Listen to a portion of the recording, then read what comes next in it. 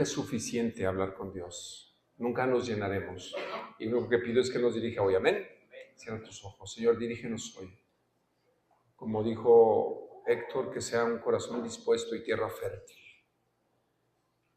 Porque tu palabra nunca regresa vacía. Ponemos este tiempo en tus manos, en el nombre de Jesús. Y todos decimos, amén. Ok. Si no te gusta el box, sí sabes lo que es el box, ¿verdad?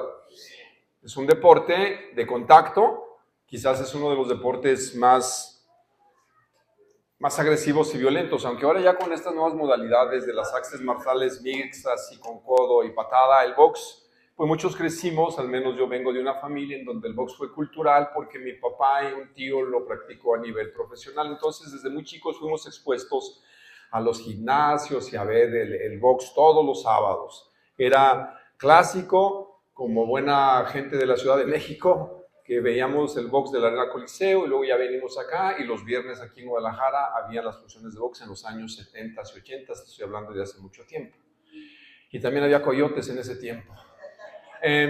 Quizás una de las peleas que yo más recuerdo es ya no era trilogía, eran 4 peleas entre un filipino llamado Manny Pacquiao y le decían el Pac-Man, pero también lo conocían como el Devora mexicanos, o sea que casi todos los mexicanos con los que él se enfrentaba les ganaba, pero tuvo una serie de peleas con alguien llamado Juan Manuel Márquez. Tuvo 4 peleas, no se me olvidan. De las 4, Manny Pacquiao había ganado 2, habían empatado 1 y vino la 4ª pelea. Muchos de los mexicanos cuando veíamos pensábamos que era injusto que Márquez hubiera perdido 2 de las peleas, cuando menos las había empatado y quizás alguno hasta ganado, pero Manny Pacquiao estaba en la cúspide de su carrera y era un hombre que generaba muchos miles de dólares cuando él peleaba. Pero vino la 4ª pelea y si no mal recuerdo la fecha fue el 8 de diciembre de 2012, ya hace tiempo. Entonces, por primera vez en el 4º asalto, el mexicano pudo derribarlo. Primero lo tiró, nunca lo habían tirado, pero Juan Manuel Márquez lo tiró. Entonces todos los que estamos viendo la pelea nos pusimos contentos, por fin lo tiró. Pero en el siguiente asalto, Pacquiao le reventó la nariz. Le partió la nariz y lo tumbó. Y todos, bueno, al menos yo lo estaba viendo, dije, una vez más, Juan Manuel no va a poder ganar. Pero la historia cambió en el 6º round. Era el 6º round, minuto 2, segundo 59, cuando los rounds duran 3 minutos. Y de un potente derechazo, Juan Manuel Márquez noqueó a Manny Pacquiao. Y ya no hubo dudas de quién había ganado. ¿Por qué hablo de box? Pues que no aquí enseñan la Biblia.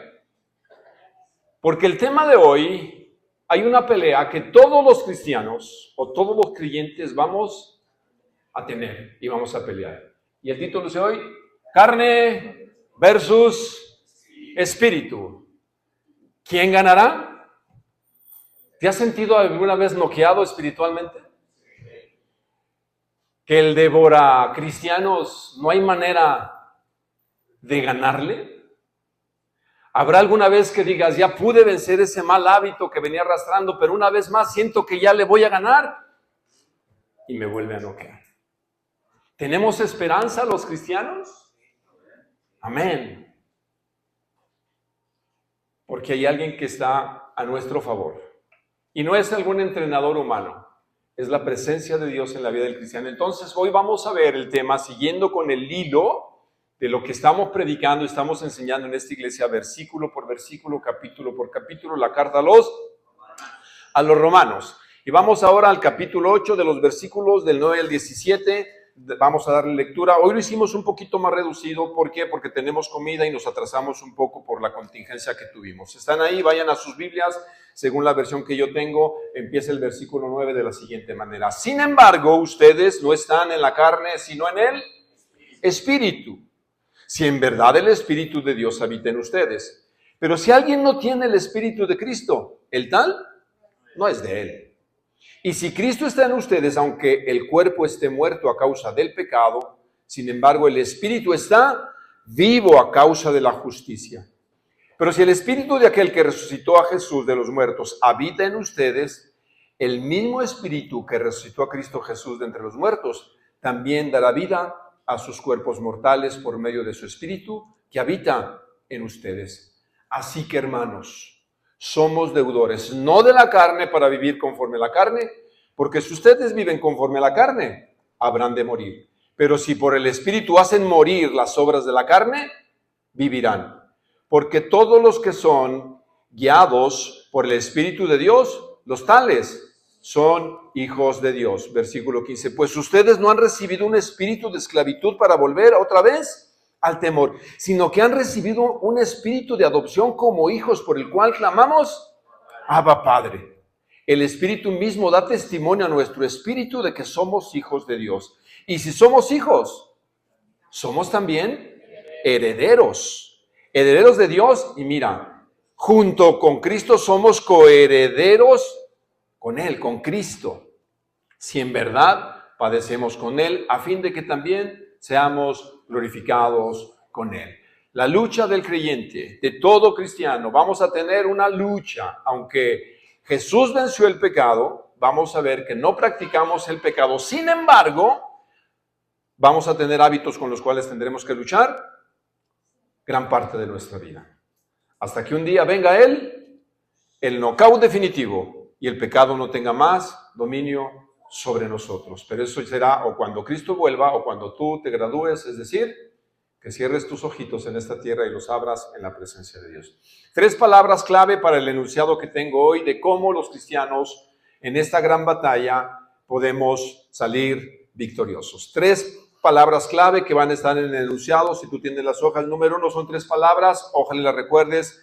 Posición, libertad e identidad. Ahorita cantamos que tenemos una identidad ahora como hijos de Dios, ¿verdad? ¿Quién nos ha dado una nueva identidad en Jesús? Entonces, posición, libertad e identidad. Esta es para mí la clave de la victoria que el apóstol Pablo nos dijo. Sin embargo, aunque hemos sido declarados y no hay ninguna condenación, seguimos teniendo una lucha diaria con nuestra carne. Vamos lo siguiente. Número 1, ¿cuál es la nueva posición del creyente? Por eso la primera palabra te dije, posición. ¿Cuál es nuestra posición? No nuestra condición. ¿Qué hablamos de esto? ¿Cuál es la nueva posición del creyente según la Escritura en la carta a los Romanos? Dice, sin embargo, aunque hemos sido declarados justos, aunque ya no hay condenación para nosotros, aunque sabemos que hay un conflicto, dice, sin embargo, ustedes no están en la carne. Ya vimos qué es la carne, ¿verdad? La semana pasada, si no estuviste, ¿qué es la carne? Pues el cuerpo, ¿verdad? ¿Todos tenemos cuerpo? Sí, levanta tus manos. No te duermas. Sí tenemos cuerpo, ¿verdad? Y dijimos que el cuerpo es el instrumento del yo del alma, ¿verdad? Con eso ejecutamos lo que somos, pensamos y las emociones se manifiestan a través del cuerpo. Y si son emociones correctas, las manifestamos con el cuerpo, ¿estamos de acuerdo? Pero también si son negativas, se manifiestan de la misma manera. Y nuestro cuerpo es el instrumento de la carne o del yo. Y Pablo dice que hay un conflicto porque Pablo mismo más adelante va a decir y explicarnos que él hacía lo que no quería y que terminaba haciéndolo, porque esta lucha interna y encarnizada como en el box se lucha. Sin embargo, dice lo siguiente, ¿cuál es nuestra nueva posición en Cristo? Dice lo siguiente, sin embargo, ustedes no están en la carne sino el Espíritu, pero aquí hay una condición, si en verdad el Espíritu de Dios habita en ustedes. Y aquí está un pero. Pero si alguien no tiene el Espíritu de Cristo, el tal no es de Cristo. Y aquí hay una partícula muy chiquita en gramática que es sí, que lo va a cambiar absolutamente todo. Si en verdad Cristo gobierna la vida del creyente, entonces vive en la esfera del Espíritu. Y el pecado, ojo con lo que voy a decir, ya no domina. Una cosa es que luchamos, porque creo que todos luchamos con ciertas partes de nuestra vida, que la Biblia llama la naturaleza pecaminosa, hábitos de los cuales nos cuesta trabajo, pero ya no nos domina. Por eso Pablo usa las 2 metáforas del esclavo y del que ha sido libertado, ¿verdad? Pregunta, ¿el esclavo puede hacer algo por sí mismo? ¿O su voluntad está sujeta al amo? Se supone que un esclavo, su voluntad está sujeta al amo. Y dice que éramos esclavos del pecado. Eso es lo que la Biblia ha estado enseñando y Pablo está queriendo mostrar en su tesis en la carta a los Romanos. Sin embargo, Cristo nos hizo libres. Ahora, el pecado ya no domina, pero sigue viviendo en nosotros. Y tú y yo lo hemos dicho paulatinamente y frecuentemente, que nosotros sabemos cuál es nuestro talón de Aquiles. ¿Se han oído esa expresión, el famoso talón de Aquiles? Bueno, cuenta la leyenda que Aquiles, su madre lo llevó a uno de los ríos y lo consagró a los dioses, pero lo tomó de los talones y lo sumergió, y lo único que no pudo sumergirse fueron sus talones o el tendón de Aquiles, y dice que una flecha acabó con Aquiles. Y nosotros, pues coloquialmente nosotros sabemos de qué patita cojeamos. Y esta es una lucha que le enfrenta el creyente, pero ya no debe de ser nuestro estilo de vida. Es decir, ya no gobierna, ya no domina. Y la cláusula dice, si es que estamos en Cristo. Versículo 10. ¿Cuál es el beneficio de estar en Cristo? Entonces, número 1, ¿cuál es nuestra condición? Ya no estamos en la carne, sino en el Espíritu. ¿Cuál es el beneficio de estar en Cristo según el apóstol Pablo? Y si Cristo está en ustedes, aunque el cuerpo esté muerto a causa del pecado, sin embargo el Espíritu está vivo a causa de la justicia. Es decir, si estamos en Cristo, ahora ¿quién tiene el control? El Espíritu Santo se supone que ahora toma el control. Por eso el apóstol Pablo, en la carta a los Efesios, hace una comparación con el vino. Dice, no se embriaguen con vino en el cual hay disolución. Los que alguna vez han o hemos abusado del alcohol, ¿qué pasa cuando decimos se nos pasaron las cucharadas? ¿Quién tomó el control, nosotros o el alcohol? ¿El alcohol cambia tu forma de hablar? ¿Sí o no? A la primera dices, no, pero ¿qué tal ya cuando ya el alcohol hizo su efecto? ¿Cómo hablamos? Bueno, ya luego ni hablas, porque además... Y no dice uno nada. ¿El alcohol tomó el control de tu habla? ¿De tu cuerpo? Porque a veces uno termina, cuando hay abuso, hasta como poniendo propaganda política en las paredes, ¿verdad? De aquí al otro lado. Por eso Pablo hace esa similitud o esa comparación de que así como el alcohol toma el control de la gente que abusa, también el Espíritu Santo puede tomar el control de tu vida. Que cambie tu manera de pensar, tu manera de hablar, tu manera de sentir. Es cierto a veces cuando digo, no es que uno se quiera exponer, pero los que alguna vez abusamos del alcohol, cuando eras callado, ¿cómo te volvías? ¿Extrovertido? Nunca le hablabas a las muchachas, pero ¿qué tal cuando ya andabas con alcohol? No, hombre, se te soltaba la lengua. Bueno, eso eran algunos que yo conocí. Pues lo mismo cuando el Espíritu Santo toma el control de la vida del creyente, cambia nuestra manera de pensar, de sentir y de hablar. Pero la condición, según Pablo y según la Escritura, es estar en Cristo. Y vamos a ver cómo se va a evidenciar de acuerdo a lo que la Escritura dice. Entonces, la presencia del Espíritu en el creyente no es un agregado extra que se da en caso de algunas personas, especialmente más dotadas, sino que es un rasgo normal y necesario para que uno sea cristiano. Que el Espíritu Santo gradualmente vaya tomando el control de nosotros. Y aquí hay un punto que quiero decirte. Esta iglesia, en sus dogmas, en sus doctrinas de fe fundamentales, ¿creemos en la Trinidad? Sí. Fíjate cómo el versículo 1, para que veas, en el versículo 1, pero en el versículo número 9, la Trinidad está implícita en la vida del creyente. Vuelvo a leer, sin embargo, ustedes no están en la carne, sino en el Espíritu, ¿verdad? Es un sustantivo, Espíritu. ¿Pero qué dice? ¿El Espíritu de quién? ¿El Espíritu? ¿El Espíritu de quién? Y luego, ¿cómo termina? ¿Habita el Espíritu de quién? ¿Ya se dieron cuenta que de alguna manera Pablo introdujo a la Trinidad para la vida del creyente? Dice el Espíritu de Dios y el Espíritu de Cristo. Pregunta, ¿el creyente estará totalmente equipado para vencer? No solamente está el Espíritu Santo. Pablo dijo, está el Espíritu de Dios y el Espíritu de... Los tres en una sola persona habitan en el creyente. Por si dicen que la Trinidad no está, pueden subrayar este versículo para decir cómo Pablo entendía la Trinidad. Eso es un agregado teológico, porque a veces leemos y no nos damos cuenta de la riqueza que Pablo nos está diciendo. Entonces, ¿cuál es tu nueva posición? Ya no estás en la carne, o ya no te domina la carne, se supone. ¿Quién domina?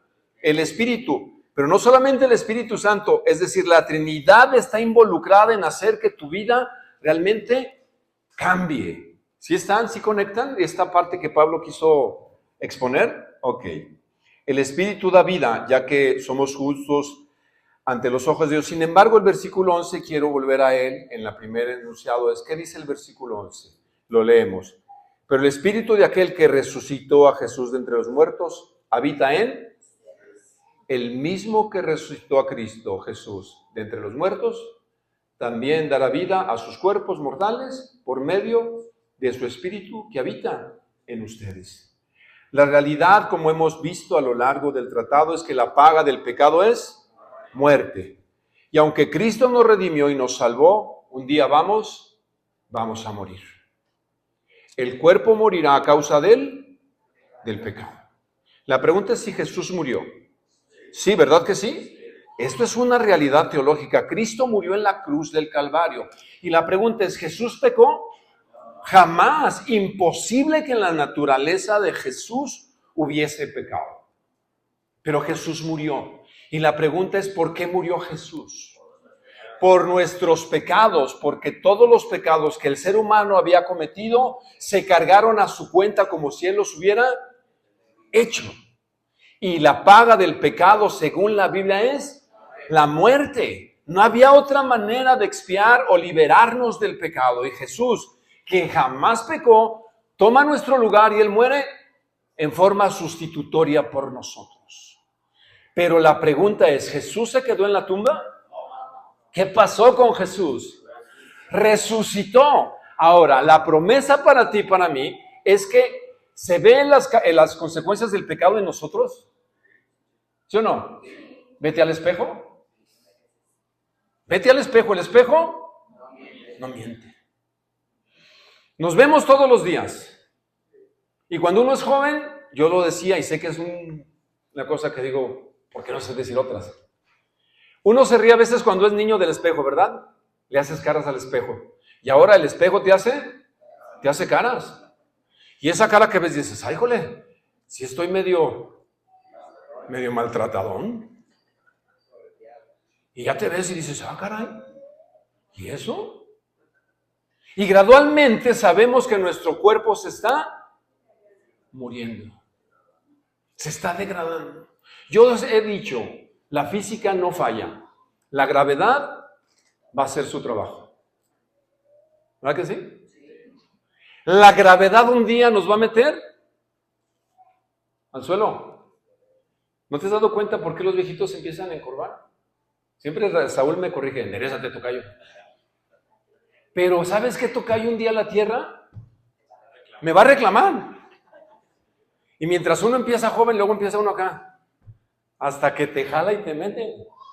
Nuestros cuerpos se están desgastando. Y a causa del pecado van a morir. Pero Pablo nos recuerda y Dios nos recuerda. Este mismo poder que resucitó a Cristo de los muertos te va a resucitar a ti. ¿Lo crees? ¿De veras lo creen? En estos días murió otro líder, un cristiano que a veces escuchaba un negrito, un hombre de color. Sé que, ¿dónde está Dan? Porque me digan negro, eso es insultativo, pero no un hombre de color. Y murió a los 56 años de un paro cardíaco, un pastor que tenía cierta influencia en Estados Unidos. ¿56 años es grande? No, ¿verdad? Y lo decimos continuamente, la percepción de la edad cambia con los años. Cuando yo era un chamaquillo, yo veía a los de 40 y decía, ¿qué viejo están?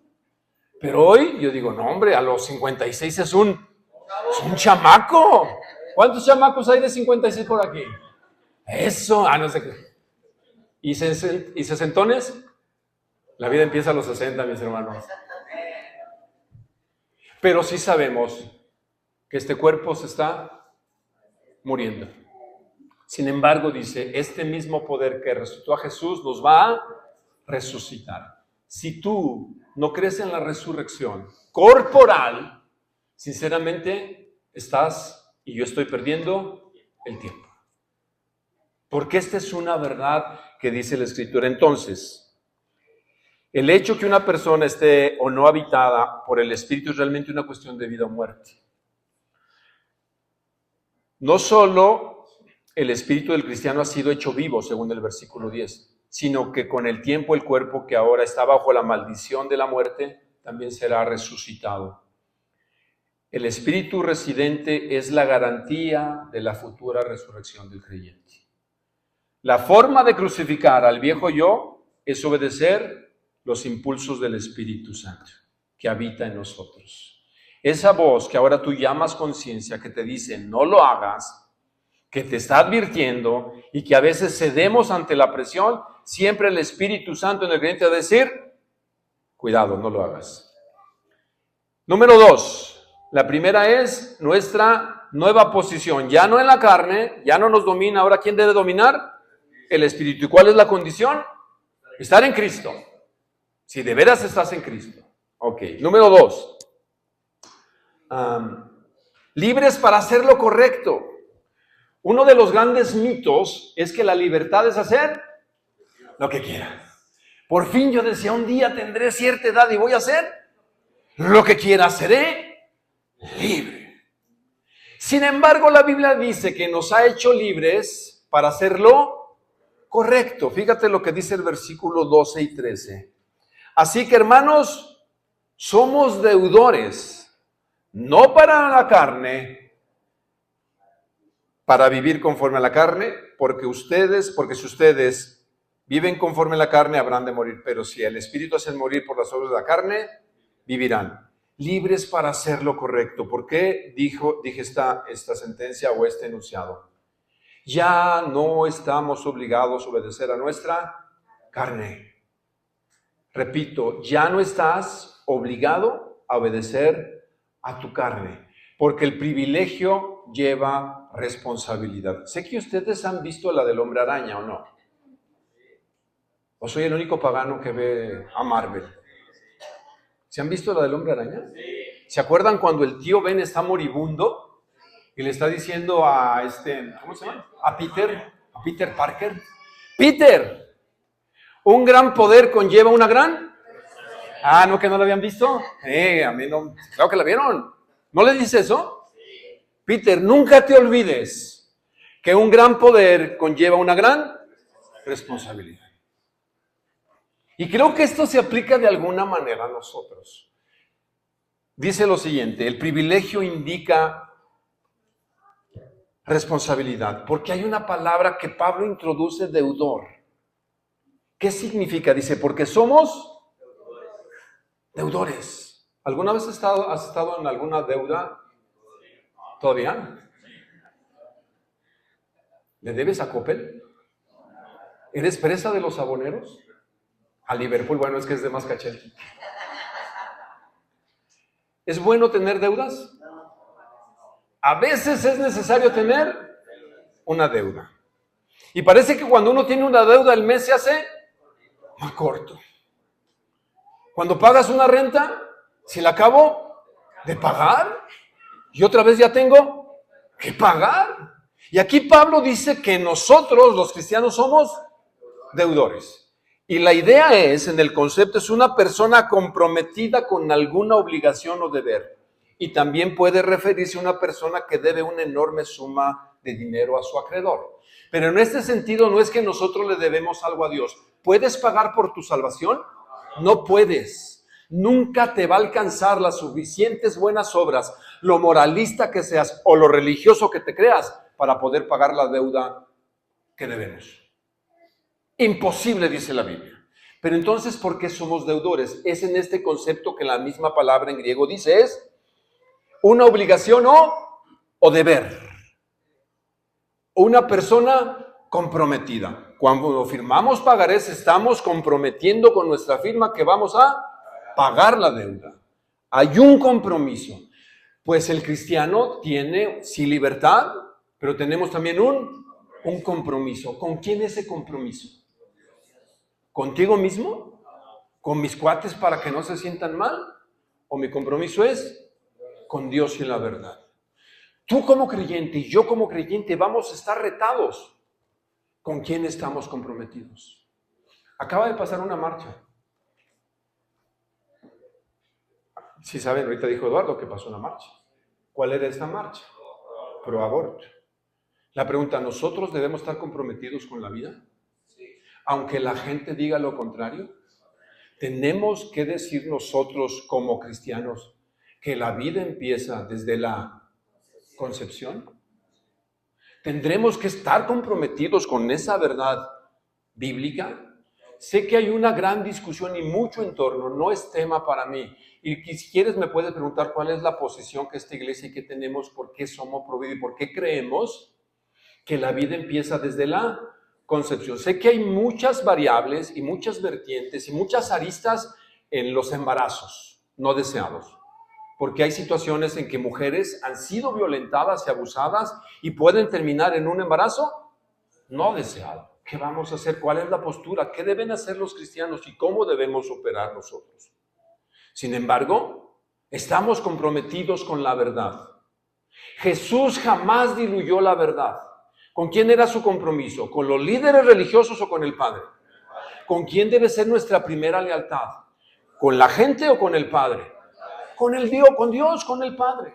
Yo se los he dicho con todo mi amor a la gente que amo y que forma parte de la familia. Les he dicho, mi primera lealtad no es con Valeria, ni con Abigail, ni con Dan, ni con mi nieta Luciana. Mi primera lealtad y más profunda debe de ser con Dios, con Cristo. Y yo creo que eso debe ser una convicción que cada uno debe de tenerla o no tenerla. Sin embargo, dice Pablo, somos deudores.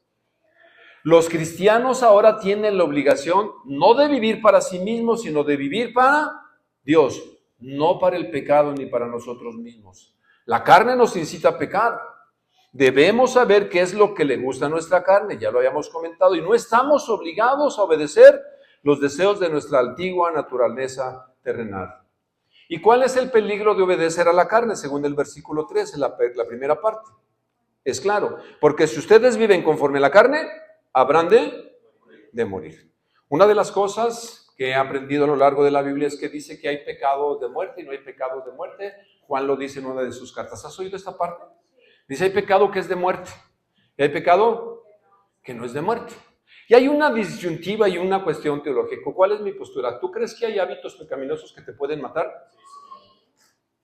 Repito, ¿tú crees que hay hábitos pecaminosos que te pueden matar? ¿Sí? ¿O no? ¿El abuso del alcohol puede matar? ¿De las drogas? Ahí les va otro más. ¿El abuso de la comida? Fíjense cómo somos. ¿Te puede matar el abuso de la comida? ¿Cómo andas de los triglicéridos? ¿Colesterol? Al máximo. ¿El azúcar? Hay que ponerle cal para que no se le suban las hormigas. Estás azucarado. Muchos son heredados, pero muchos hemos propiciado nosotros. ¿Un adulterio puede matar? De hecho, mata a la familia, mata la relación, lastima a los hijos. Y si te metes con la persona equivocada, te puede matar. Decía un viejo que yo conocí y nos decía, tengan cuidado con quién se mete. Porque meterse es fácil, dijo. Para salirse, quiero verlos. No, muy coloquial mi padre. Esos eran sus consejos. Nunca oí lo que me dijera, mejor cásate bien y nunca pienses en otra mujer. Sé que es fácil decirlo porque ya no está el hombre, pero eso era su cultura de educación para nosotros. El día de ayer estuvimos hombres hablando de estas cosas, ¿verdad?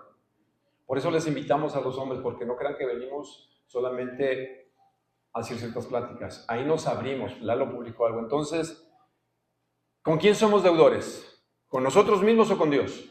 Con Dios. Que esto nos quede como principio. Yendo ya, apresurando, la bendición de vivir bajo el control del Espíritu Santo, el versículo B, el 13. Acompáñame, por favor. Porque si ustedes viven conforme a la carne, habrán de... El pero es un conectivo de contraste. ¿Cuál es el contraste? Si por el Espíritu hacen morir las obras de la carne, ¿quién nos ayuda a vencer el pecado? El Espíritu Santo. No dice si por tus disciplinas espirituales y porque te des de latigazos y hagas una manda vas a pagar la manda y la deuda. ¿Quién es el que nos ayuda a vencer el hábito pecaminoso?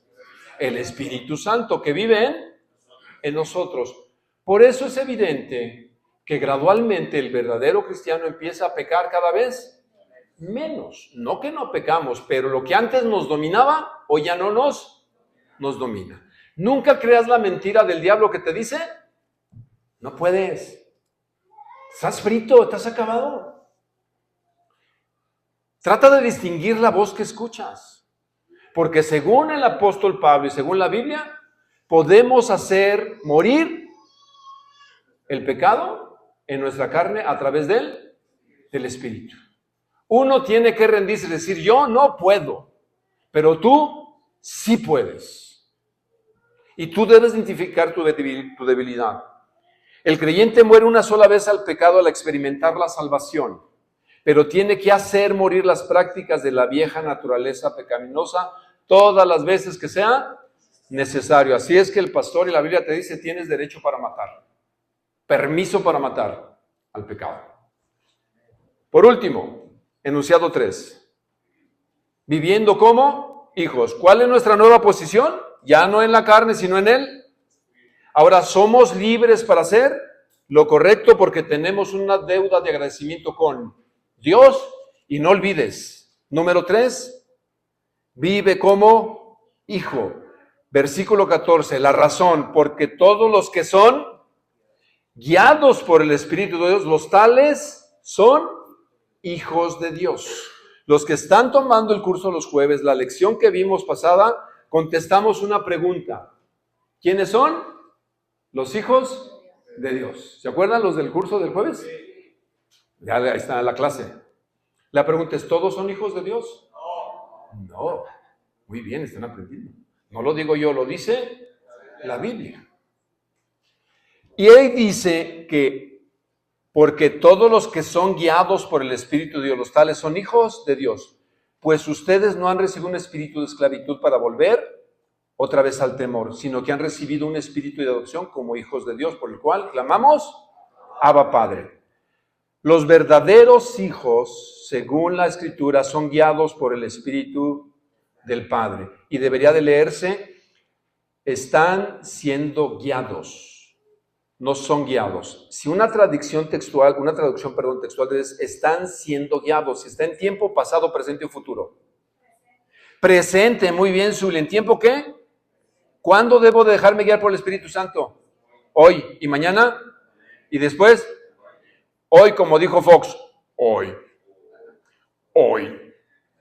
Y lo más interesante que el verbo está en voz pasiva. ¿Qué es la voz pasiva? ¿Se acuerdan de Balú? ¿El del libro de la selva? Ya ven que sí. Dice, tú déjate ¿qué? Tú déjate llevar. Y se tira en el río, ¿verdad? El oso. Tú déjate ¿qué? Déjate llevar. Y aquí la idea que tú te dejes guiar por el Espíritu Santo. Tú déjate guiar. Él va a hacer el trabajo. Dice, el que te va a guiar en voz pasiva, el que te va a dirigir es la idea del pastor. Por eso la imagen del pastor en la Biblia es importante que la entendamos. ¿Qué hace un pastor de ovejas? Que yo poco he visto, la verdad. Pero los que son de campo, ¿qué hace un pastor? ¿Las guía o no? Las protege.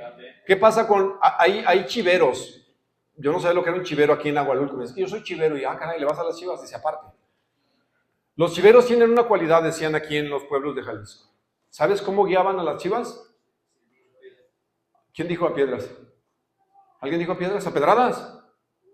Eran buenos cuando las chivas, porque esas son más locas. Por eso irle a las chivas es locura. No sé qué. ¿Sabes qué hacen con las chivas cuando se les van? A pedradas las hacen que se regresen.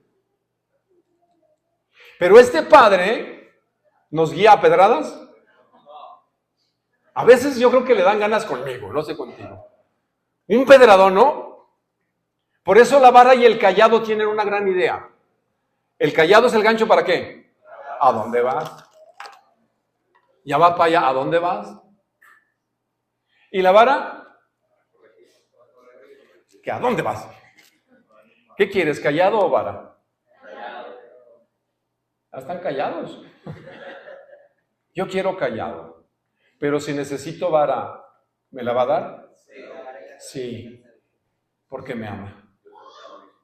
Porque el que ama ya me lo ganó Quique. Al que ama, disciplina. Y al que toma por hijo, lo azota. Ay, que Dios, mejor ya no. Pues no, que Dios es amor. Sí, porque lo hace por amor. Porque si no nos corrigiera, ¿dónde andaríamos? No corrijas a tus hijos. Yo ahí te lo digo. Tú no los corrijas. En la marcha dirían. Pero eso dice la Biblia. Entonces, vamos, somos guiados por el Espíritu. Déjate guiar. Si has recibido a Cristo, eres hijo.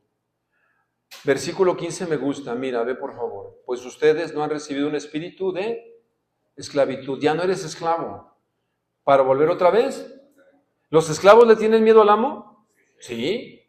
Porque los amos a los esclavos los trataban bien. Si no ve la historia de la esclavitud en el sur de los Estados Unidos en el siglo XIX y en el XX, ¿cómo los trataban? ¿Suavecito? Es más, decían que no eran seres humanos, que eran animales. Y tenían y vivían con temor. Dice, ya no eres un esclavo para que vivas en el temor. Somos hijos. Mira, pues ustedes no han recibido un espíritu de esclavitud para volver otra vez al temor, sino que han recibido un espíritu de, subraya, adopción. De adopción.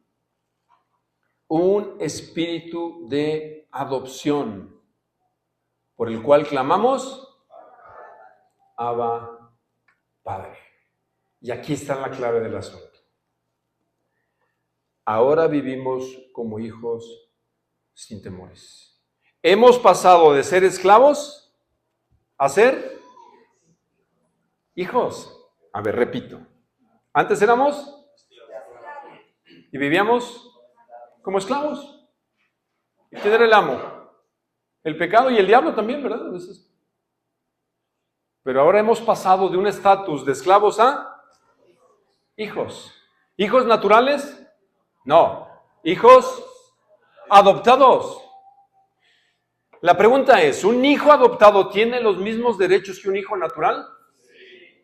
Cuando alguien decide adoptar, y aquí tenemos gente que ha adoptado, cuando toma a este niño o esta niña, le está diciendo, has pasado de la orfandad, del olvido y del maltrato, ahora te damos un estatus de hijo. Ahora tienes nuevo apellido y tienes o debería de tener los mismos derechos que un hijo natural.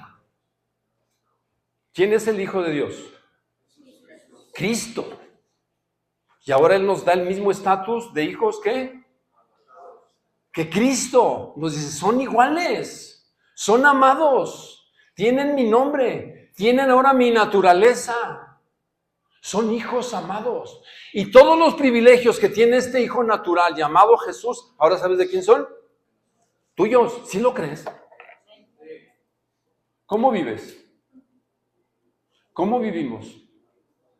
¿Deberíamos de vivir como hijos o como esclavos? Como hijos. Ahora, ¿cuál es la clave?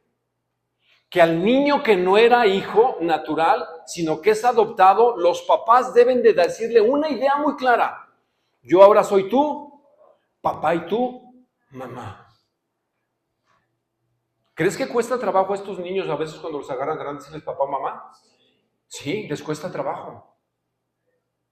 Pero cuando llegan a estar convencidos por el amor que estos padres les han brindado, terminan diciéndoles no solo papá, sino papi o mami. Yo por eso cuando oro aprendí una cosa y me lo dijo el primer pastor que te voy a decir una cosa, me dice, claro que Dios es Señor, pero yo te recomiendo una cosa, me decía el pastor Jaime Buchillón, dile papá. Y él siempre que decía, amado Padre Celestial. Y dije, yo quiero llamar así a Dios. Amado Padre. ¿Te cuesta trabajo llamarle Padre a Dios? Señor, enséñanos a orar. Dijo, muy bien. Lección número 1. Refiérete a Dios como Padre. Y le puedes decir, papi querido. O papá querido. La expresión Abba Padre es decirle Padre querido, o Padre amado, o papi.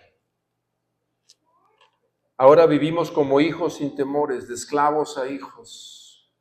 Pero un hijo tiene privilegios y, como dije, también tiene responsabilidades. Gálatas 4:6, debido a que somos sus hijos, Dios envió el Espíritu de Hijo a nuestro corazón, el cual nos impulsa a exclamar, Abba Padre. Hijos y herederos, y termino, el Espíritu se une a nosotros al Espíritu para confirmar no solamente de que somos hijos. El Espíritu se une a nuestro espíritu para confirmar que somos hijos de Dios. ¿Quién nos dice que somos hijos de Dios? El Espíritu te dice, tú eres hijo. Pero tú eres hijo amado. Pero es que tú eres hijo amado. Ya me equivoqué, pero eres hijo amado. Ser hijo es ser un heredero. Tienes una herencia. Si no te dejaron nada, ni la cazuela de la bisabuela, no te apures. En Dios tienes una herencia, ¿lo crees? La misma herencia de Cristo es ¿para quién? Para ti. Vas a resucitar, vas a tener un lugar especial en su mesa. ¿Lo crees? Vivamos de acuerdo a eso. Amén. 3. Sin embargo, también debemos participar en sus sufrimientos. ¿Por qué Pablo termina con esta sección de la manera? Porque sufrir con Cristo se requiere el sufrimiento para poder separarnos del mundo que no le conoce. No es fácil ser cristiano, ¿verdad que no? A veces no es sencillo. ¿Se pierden amigos a veces por declararte cristiano? Uy, ya te hiciste aleluya. Uf, ya te lavaron el coco. Y lo que te enseñó tu bisabuelita, que era de la oración perpetua, y tú, ingrato, ¿así nos pagas? ¿Te ha pasado eso? ¿Se han burlado de ti por ser cristiano? Miren, algunos abríamos la fiesta y cerrábamos el portón. Y una vez que dijeron, no más, me dijeron, ¿tú? Nah. Dije, no más. Miren, se me hincaban en el trabajo los gachos, los que eran mis cuates. Como ya me vieron con Biblia, con que cristiano, se me hincaban y decía, ¿por qué no nos das la bendición? Les quería dar un patadón, pues me daba coraje. Pero dejaron de invitarme. Y dejaron de hablarme. ¿Duele? Sí, a veces sí. ¿Que se burlen de ti? Ponme la última diapositiva, por favor. Con eso termino. Cuando conocí a alguien, hace casi 40 años, creo, me llevaron a trabajar lejos, muy lejos de mi querida Guadalajara. Aunque no soy de aquí, para mí Guadalajara es mi casa, siempre lo será. Aunque tengo sangre de la ciudad de los Palacios, de la Ciudad de México. Cuando alguien me conoció y me dijo, van a traer a alguien de Guadalajara, ¿y quién es? El hermano. Iba de trabajo, ¿y saben cómo me recibieron? Con el hermano. Es que venía a trabajar el hermano. Y esta persona que me preguntó, ¿por qué te dicen del hermano? ¿Por qué te dicen del hermano? Y dije, es que soy cristiano. Y esa persona que me preguntó, ¿por qué te dicen el hermano? Pensaba que era de la luz del mundo. porque se conocía. Terminó siendo mi esposa. No ella, mi primera esposa. ¿Saben cómo me conoció ella? Como el hermano. ¿Y qué creen? Terminó siendo hermana. Y cuando yo quise volver a tener una relación, ¿sabes qué primero busqué que fuera? Hermana. Porque esto es importante para nosotros. Vivir como hijos y como hermanos. Esta pintura dice mucho de esta batalla. Si tú eres cristiano, piensa en esto. Esta pintura es de un alemán. Estuvo en Louvre, ya no está, se vendió. Los que han ido la pudieron ver. Y se volvió muy famosa. ¿Quién cree que es el de rojo? El diablo. ¿Y el otro? No, es un ser humano. Ponle tu nombre. Puede ser hombre o mujer. ¿Quién va ganando la partida? ¿Quién creen ustedes? ¿Quién tiene mejor postura de victoria? ¿Cómo está el diablo? Véanlas, muy bien, observen la pintura. ¿Quién va ganando? El diablo. Pregunta, ¿se ve contento el ser humano ahí? ¿Cómo está? La pintura se llama jaque mate. ¿Te has sentido en jaque mate? ¿En tu vida? Dices, ¿jaque qué? Pero dice cuenta que alguien que visitó Louvre, es como una leyenda, uno de los mejores jugadores de ajedrez. Voy a bajar un poco para explicar. No, y fíjate que no es de ellos, fue del siglo pasado. Llegó y vio la pintura.